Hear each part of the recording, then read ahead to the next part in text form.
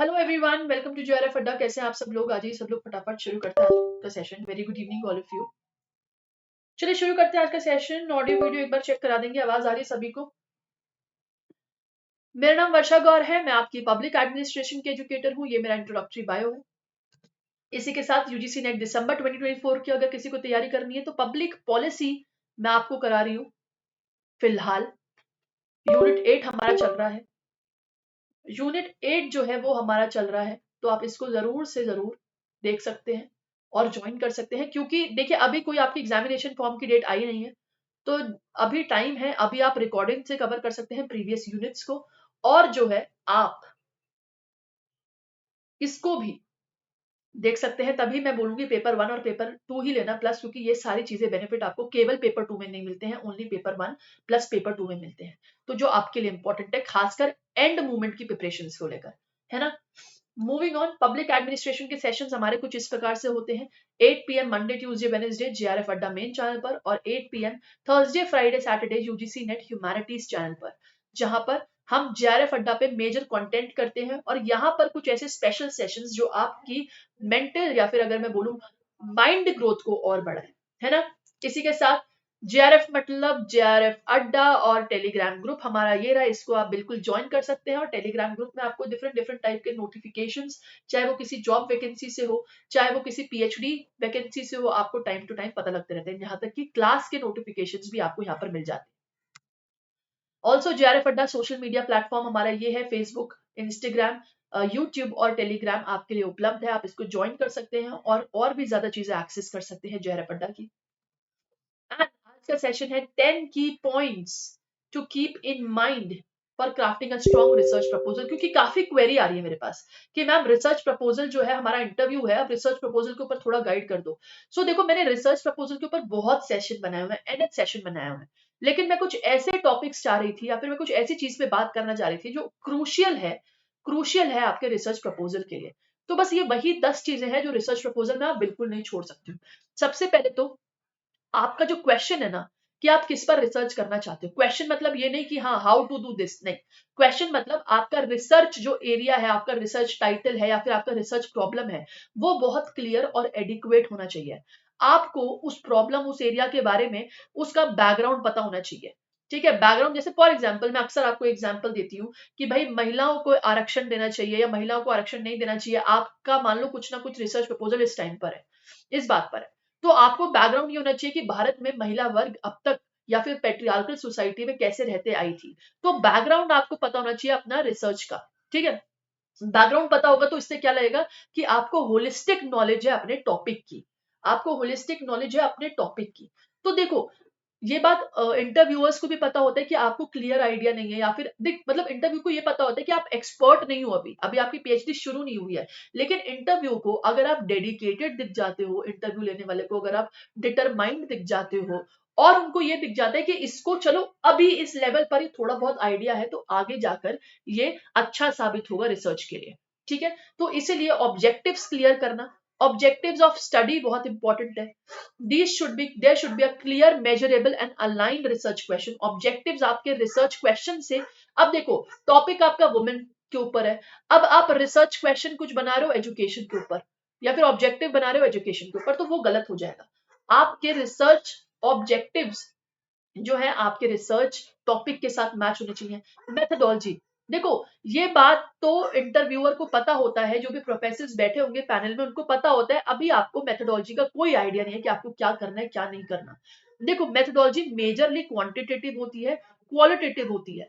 अगर आपको थोड़ा बहुत भी एसपीएसएस, एमएस एक्सेल या फिर ये सब यूज करना आता है, एमएक्स एक्सेल ये सब यूज करना आता है, एमएस ऑफिस यूज करना आता है, तो आप क्वांटिटेटिव की तरफ जा सकते हैं। अगर आपको डेटा एनालिसिस आता है, पाई चार्ट्स वगैरह आता है बनाना, इवेलुएट करना आता है ना, शीट्स बनानी आती हैं, तो आप क्वांटिटेटिव की तरफ जा सकते हैं।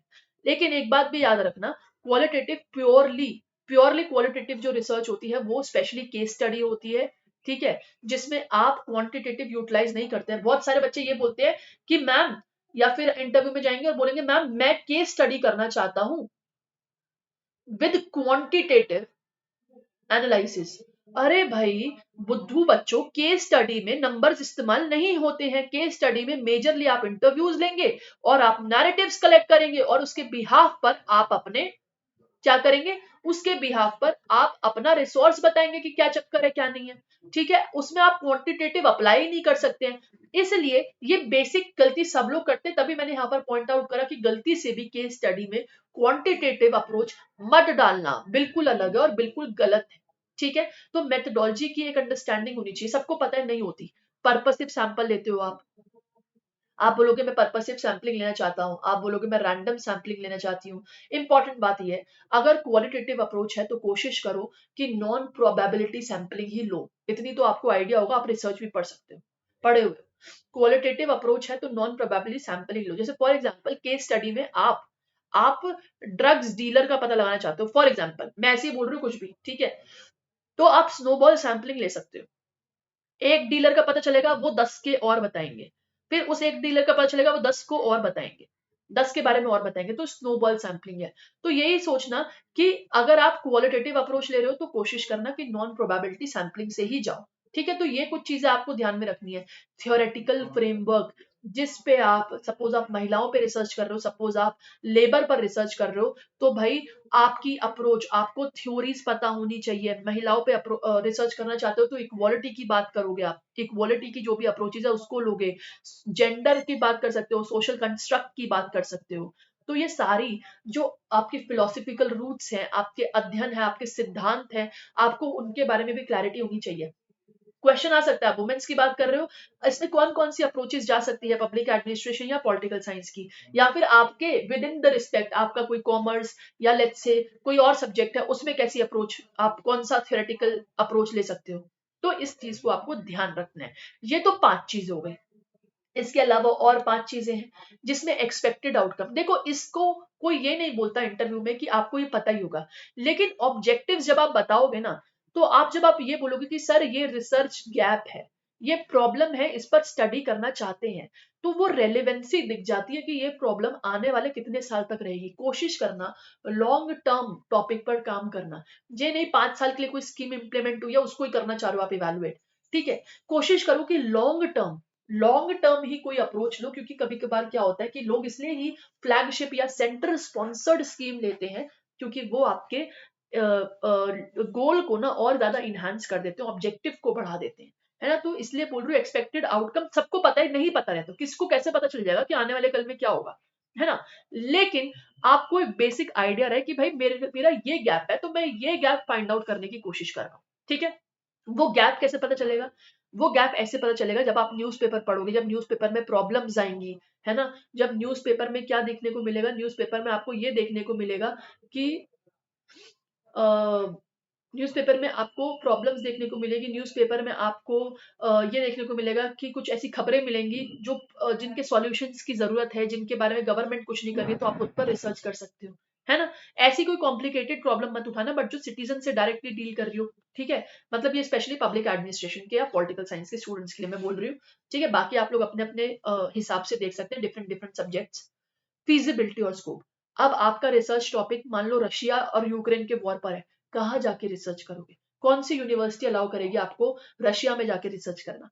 तो यही फीजिबिलिटी होती है कि आप अपने आसपास के एरिया, या तो इंडिया की अगर बात हो तो मान लो, अब देखो केरला का बच्चा दिल्ली में रिसर्च करना चाह रहा है, हाउ इज इट पॉसिबल, किसी को जानता नहीं, वो दिल्ली में कुछ उसको पता नहीं है दिल्ली के बारे में, नहीं है पॉसिबल, है ना, नहीं है पॉसिबल। इसलिए फिजिबिलिटी ऑफ एरिया देखना बहुत जरूरी है आपको। ठीक है, एथिक्स और लिमिटेशन देखना भी जरूरी है भाई, पैसे भी लिमिटेशन, पैसे की लिमिट, अब आप चलो 10 करोड़ की रिसर्च करना, अरे भाई आपको पीएचडी की रिसर्च करनी है, पूरे भारत वर्ष के लिए रिसर्च नहीं करनी है, ठीक है, सिर्फ पीएचडी की रिसर्च करनी है। चैलेंजेस आप बता सकते हो अपने प्रपोजल में कि भाई मेरे रिसर्च प्रपोजल में ये चैलेंजेस है, ये प्रॉब्लम है, मेरे को ये फाइंड आउट करनी है। ठीक है, तो इससे लगेगा कि आपको क्लियर अंडरस्टैंडिंग है अपने रिसर्च प्रपोजल की। देखो, एक बोल रहा है कि क्लियर स्ट्रक्चर होना चाहिए रिसर्च प्रपोजल का, यानी कि आपका फॉर्मेट होना चाहिए रिसर्च प्रपोजल का। सबको पता है रिसर्च प्रपोजल का क्या फॉर्मेट होता है, problem identification, research question, literature review, literature review के बाद आपका हाइपोथेसिस आ जाएगी, अगर आपके अंदर कोई आपके हाइपोथेसिस कुछ बन रही है, फिर रिसर्च डिजाइन की बात आ जाएगी, फिर आपके सैम्पलिंग्स की बात आ जाएगी, फिर आपकी मेथोडोलॉजी की बात आ जाएगी, लास्ट में डेटा एनालिसिस की बात आ जाएगी। ठीक है, तो इस तरीके से आपका रिसर्च प्रपोजल होना चाहिए जिसमें ये भी लगे कि आप में अंडरस्टैंडिंग भी है कि हाँ भाई आप इस रिसर्च को एक्चुअल में देखो। रिसर्च प्रपोजल्स अगर आप किसी यूनिवर्सिटी में लेके बैठते हो तो वो आपको टेंटेटिवली जज कर रहे होते हैं कि क्या इसमें एक्चुअल कैपेबिलिटी है कि यहाँ पे काम कर पाएगा या फिर ये रिसर्च कर पाएंगे आगे कंटिन्यू। तो बस वही कैपेबिलिटी चेक करने के लिए अपना रिसर्च प्रपोजल आपको दिखाना होता है। रेफरेंसेस एंड साइटेशंस आप लोग दिखा सकते हैं रिसर्च के अंदर। रेफरेंसेस एंड साइटेशंस पर मैंने एक और सेशन लिया हुआ है, ठीक है। नहीं तो आप कमेंट करो, मैं आपको ये भी बता देती हूँ कि वर्ड के थ्रू हम लोग रेफरेंसेस और साइटेशन कैसे ऐड कर सकते हैं अपने रिसर्च प्रपोजल में। कमेंट करना आफ्टर द क्लास, मैं इसके लिए एक स्पेशल सेशन प्लान करूंगी जिसमें आप ये भी जान जाएंगे कि कैसे वर्ड आपके एमएस वर्ड के थ्रू आप रेफरेंसेस और साइटेशंस पर काम कर सकते हैं जो आपको मुश्किल ना लगे। किसी को नहीं आता है तो कमेंट कर सकते हैं कि रिसर्च प्रपोजल में रेफरेंसेस कैसे ऐड किए जाए, साइटेशंस कैसे ऐड किए जाए, आप पूछ सकते हैं, ठीक है। तो कमेंट सेक्शन में आप आफ्टर द क्लास बताना। फिलहाल एक इंपॉर्टेंट बात बोलना चाह रही हूँ। इंपॉर्टेंट चीज ये, प्लीज आप जिस भी यूनिवर्सिटी को टारगेट कर रहे हो वहां पर क्या लहर है, या फिर वहां पर अगर आप किसी प्रोफेसर को जानते हो तो बात करो कि उस यूनिवर्सिटी में किन किन टॉपिक्स पर काम चल रहा है और किन टॉपिक्स पर अगर आप रिसर्च प्रपोजल बनाओगे तो वो आपके लिए इफेक्टिव होगा, ठीक है। कोशिश करो कि अपना टॉपिक आने वाले 10 से 15 साल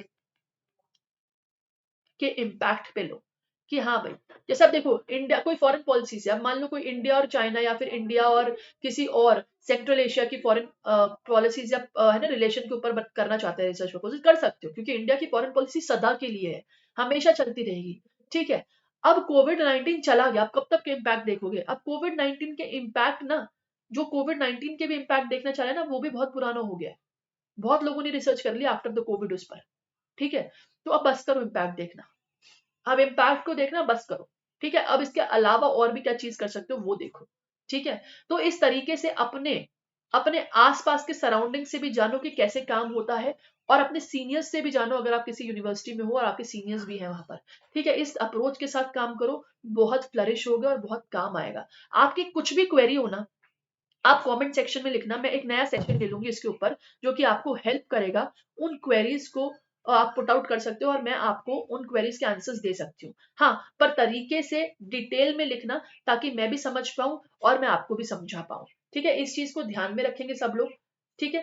चलिए, thank you so much for watching, all the best, bye bye, take care. Free session जो है पब्लिक एडमिनिस्ट्रेशन के 1 PM होते हैं। टेलीग्राम लिंक जो है आपके सामने है पब्लिक एडमिनिस्ट्रेशन का, आप इसको भी यूटिलाइज कर सकते हैं। और जो है कमेंट सेक्शन में कमेंट करना मत भूलना, वो आपके लिए जरूरी है, ठीक है। अगर आपको किसी भी रिसर्च टॉपिक या किसी भी चीज से आपको जानना है तो उसके बारे में भी आप कमेंट कर सकते हैं। All the best, bye bye, take care, thank you so much for watching.